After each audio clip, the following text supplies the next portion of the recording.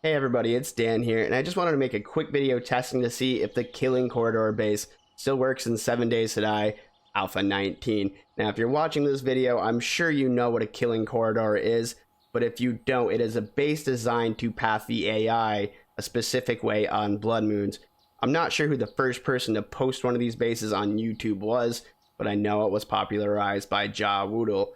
Now, everybody builds their bases a little bit differently, so I'll show you guys briefly how I build mine, but let me know how you guys build your Killing Corridors in the comment section below. So the zombie AI on blood moons is actually fairly smart. They're pretty much always going to find the easiest path to get to you. So the way I built my Horde base was 7 blocks high, and the only path they can really take to get to me easily is the one I built myself.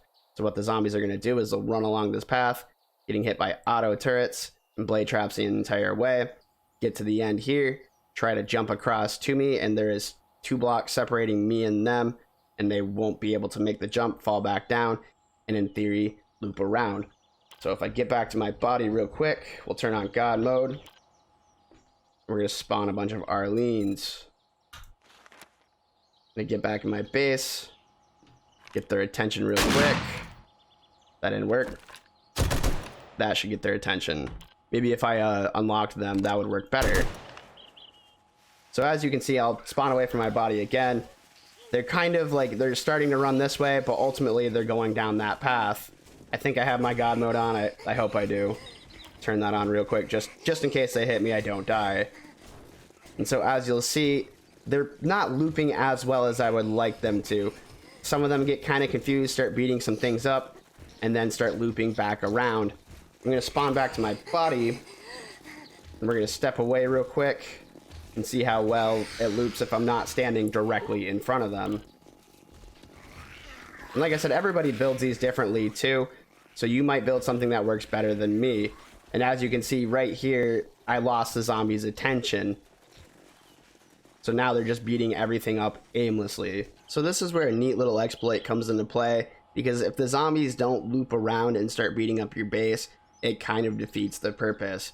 Now, I've seen people use the wedge tips to do this, but for me, my path is 3 wide, so it didn't work particularly well, so I used the 1/8 blocks. I'll actually show them here real quick.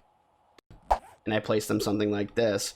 Now, when you place them, if you're going to build a base like mine, make sure to use your advanced rotation. But so I'm going to spawn another 25 Arlenes. Let's see how this works. Let's get their attention again.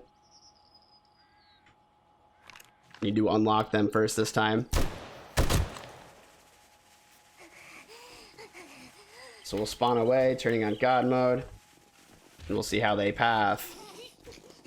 So there is 1 Arlene beating up my base, but none of them are really making it through. They might get a chance or two to hit the iron bars, but that's about it. I mean, they are landing on top of the blade traps there, but those will be in use when I actually do the blood moon. So this is looping them a lot better.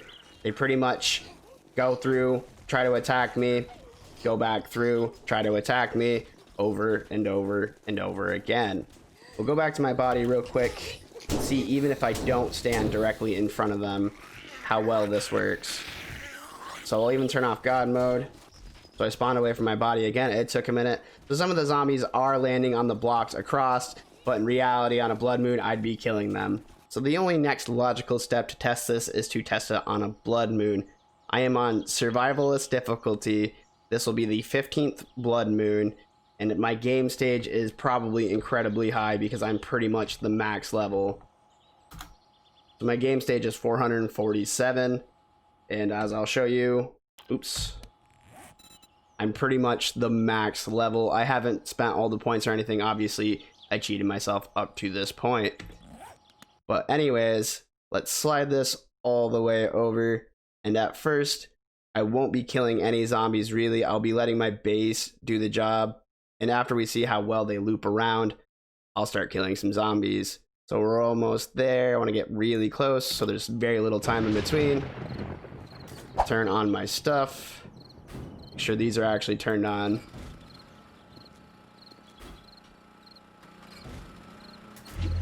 And let's get ourselves a little spectator mode going here. So actually, I'll stand away. I'll stand a little bit back to see how well they do this.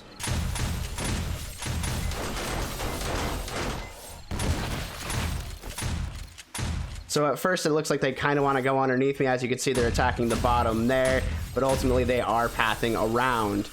Now they've already done a lot of damage to my base. As I said, this is a pretty intense game stage. Yeah, they've already taken out a lot of my turrets, so I should probably start shooting. I don't know if they'd tear my base down tonight, but I am going to start actually participating in this blood moon.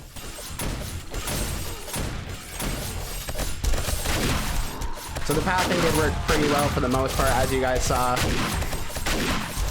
They just immediately destroyed my stuff.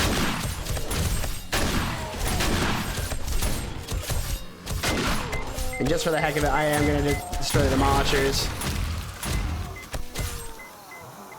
So already with these Demolishers, they've made it through my base. As I said, this was going to be an intense horde. But ultimately, I would think this kind of works as far as a base style goes. Let's start spectating again, because it doesn't look like they're taking the path anymore. So now that they've destroyed the path a little bit, the AI is just willy-nilly beating everything up.